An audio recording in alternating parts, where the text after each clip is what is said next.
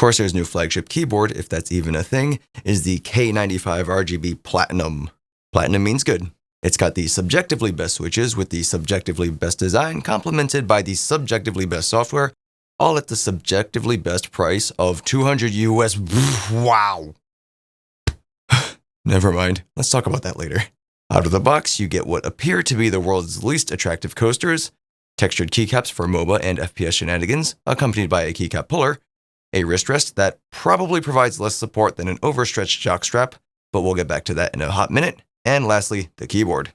Weighing a mere 1.324 kilograms or 2.92 pounds, it's got that sleek, anodized brushed aluminum body that I love running my fingers up and down. Flat as a board, but curves are overrated, right? Right? And then you have this 2-meter braided ponytail of a cable that splits into 2 USB ends, one for the keyboard and one for the pass-through. The body is available in black and gunmetal. You can pair those color options with cherry silver, otherwise known as speed switches, and you can learn more about those by checking out the card up top here for my Corsair K70 Rapid Fire review. Or, if you need that tactile poke in your stroke, they also offer brown switches as a good alternative, both of which I believe are rated for about 50 million clicks. Unfortunately, I have not yet completed this verification, so I'll just have to trust them on that. For now. While on the subject of keys, allow me to play you a tune.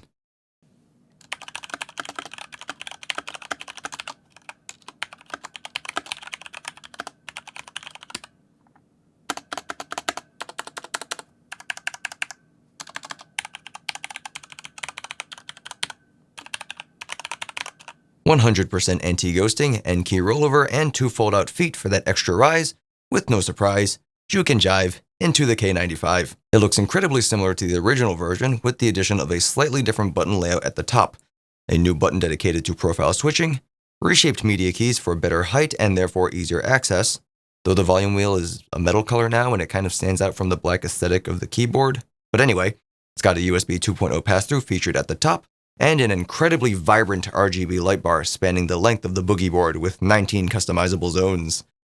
But also with the subtraction of 12 macro keys. Corsair, why? Well, because according to Corsair, most people only use the nearest 6. And I guess that makes sense for people with limited space on their desk, but I kind of wanted macros for things like not gaming, spreadsheets, video editing, counting over 110. But whatever. However, this feature blew my mind. It's a simple thing, but it's such a good idea. It features these super edgy cross-pattern cable management channels on the underside for things like your headphones. This cable channel also extends through the wrist rest, which has a magnetic rubber plate with 2 separate textures. One side is smooth with a very mild surface, while the other side is much more aggressive, but not uncomfortable. So if you don't like how one side feels, just flip it over, snap it back in, and game on. If you find it difficult to remove, Corsair did include cutouts in the base that you can finger to get that thing to come out. Speaking of the wrist rest, words cannot express how much happier I am with this one. It has the length. It has the girth. It's even got the rubber. It easily clips right in from the bottom, and removing it is as simple as the pinch and roll. My biggest gripe with Corsair's previous keyboards were their doo-doo wrist rests. Too short and too shallow. And this kept reminding me of all my shortcomings. But this one actually supports me. Is this what positive reinforcement feels like? Like almost all of their other RGB keyboards, this one also has per-key backlighting and programming. But unlike their other keyboards, you get 8 megabytes of onboard storage for up to 3 profiles, lighting and macros alike. I had a lot of people ask me on other Corsair keyboard reviews about using macros on a computer that does not have Corsair Utility Engine. And now you can. Kind of. More on this in a bit. And on that note, let's cuddle up with Q for a minute. First off, in the software, you'll notice these icons. These indicate the onboard profiles. If you happen to delete them, you can get them back by adding a new one and clicking the radio button for hardware profile. If you don't make this change before switching to another tab, you'll have to create another one, as it'll lock to wherever it was left. If you want to check out a full guide on what actions you can create and what fancy things you can do with the lighting, click on the Q for Q up top. Otherwise, prepare your eyeballs for basic lighting demos. With advanced toggled off, you have effects like the spiral rainbow, rainbow wave, visor, rain, color shift, color pulse, color wave, type lighting key, type lighting ripple, void visualizers that I can't display because I don't have Corsair's fancy headset, a static color, and lighting link. Inside lighting link, you have access to spiral rainbow, rainbow wave, visor, rain, color shift, color pulse, color wave, and type lighting ripple. You can combine effects by adding more layers and selecting keys to be altered, but if you want to learn more about that cute tutorial isn't going anywhere. Ticking off advanced lets you customize a little more, but again, cute tutorial. Let's move on to the part where I think Corsair is a few macros short of a platinum grade weapon. The first thing that really stands out to me is the lack of a USB 3.0 pass-through. It's 2017, and a USB 2.0 port kinda feels odd. Wait, that's not right. Though I can almost see the justification. I've had issues in the past where my mouse or my keyboard would misbehave if I plugged it into a 3.0 port. And I imagine a mouse is probably going to be the most common peripheral to occupy this slot. For once, the next thing is actually not the wrist rest. I'm almost disappointed because I really wanted to say, ain't no rest for the wristed. The one issue I can see is that the texture for either side of the magnetic rest have these small divots, and any tiny particles that get stuck in there may be difficult to clean out. While the light bar looks pretty awesome, if you set it to a static color, some very minor hot spotting can be observed. However, keeping the lights animated makes this nigh unnoticeable. And you know what would have been nice to not take away? The 12 other macro keys.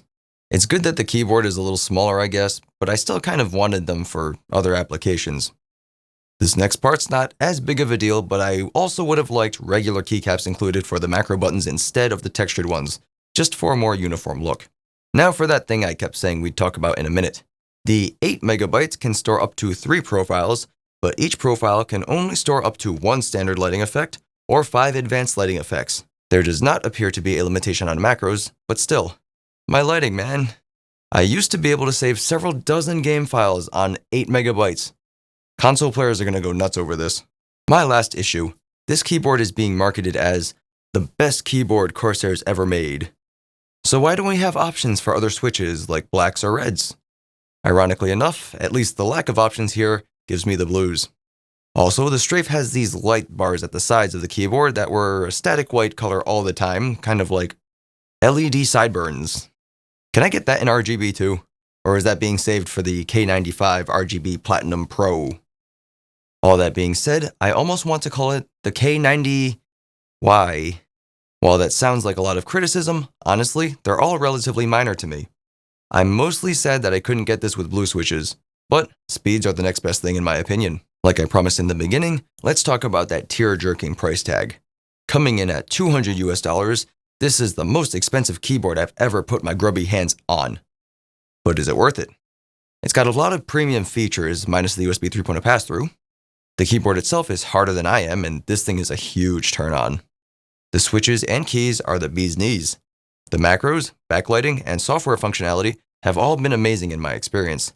The textures that the wrist rest offers, the cable management channels, and the light bar wrapping around the upper portion of the keyboard are all things that tack onto this price point. If you like brown or speed switches, both of which cover most other switch types at least to some extent, then you'll probably be happy with this purchase. But if you've already got a K95, is that USB 2.0 pass-through and the light bar worth it? If you've already got a K70, do you really need those macro keys? If the answer is yes, then this keyboard will be just your type. So that's all I have to say about that. Like, dislike, comment, subscribe, share, leave me questions if you've got them. And if I've convinced you into buying this keyboard, I have an Amazon affiliate link down in the description that you can use, and it'll throw a little bit of cash my way at no additional cost to you. But if for whatever reason you feel I am unworthy, there is also a non-affiliate link a little further down. Thanks for watching. My name is Steven, and I am ALittleDIMM. Bye-bye. Corsair's new flagship. I always mess up the first line. Is the K95 RGB Platinum. I hit my light, as it'll lock to... Oh no. My fan is on. I really hope that's not picking that up. Oh no. Oh no. The spiral rainbow. Spiral rainbow. The spiral rainbow. Why is spiral so hard to say? You have access to spiral rainbow. Spiral rainbow. I need another word for spiral. And a USB 2.0 port kind of feels odd. I did that wrong. I was supposed to look there and then look off, I think. See, I don't script my actions when I do the delivery is spontaneous. The script is not. So I don't know what I want to do as I'm doing it, and then I felt weird. I also like waving my arms like a maniac, apparently. Probably going to be the most common peripheral to occupy this spot. Awkward. I was expecting something else in my script, and then it wasn't there. The 8 megabyte. I should stop doing this because I always mess up. The best keyboard Corsairs ever made. All that being... My voice decided to pretend it was gargling gravel for a second. If you like brown or speed switches, both of which cover most other switch types,